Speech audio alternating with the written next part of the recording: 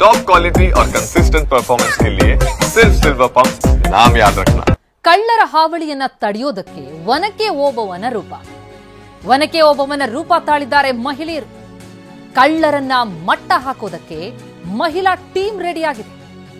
ರಾತ್ರಿ ಹೊತ್ತು ಮಹಿಳೆಯರೇ ಗಸ್ತು ತಿರುಗ್ತಾರೆ. ಇಲ್ಲಿ ಬಾಗಲಕೋಟೆ ಮುಧೋಳದ ಜಯನಗರದಲ್ಲಿ ನಡೆದಿರುವಂತಹ ಘಟನೆ ಇದು. ಮಹಿಳೆಯರ ಕೈಯಲ್ಲಿ ಕೋಲ್ ಗಮನಿಸ್ತಾ ಇದ್ದೀವಿ. ಈ ಕಳ್ಳರನ್ನ ತಡೆಯೋದಕ್ಕೆ ಅಂತ ಈ ರೀತಿ ವನಕ್ಕೆ ಓಬವ್ವನ ರೂಪ ತಾಳಿದ್ದಾರೆ ಮಹಿಳೆಯರು.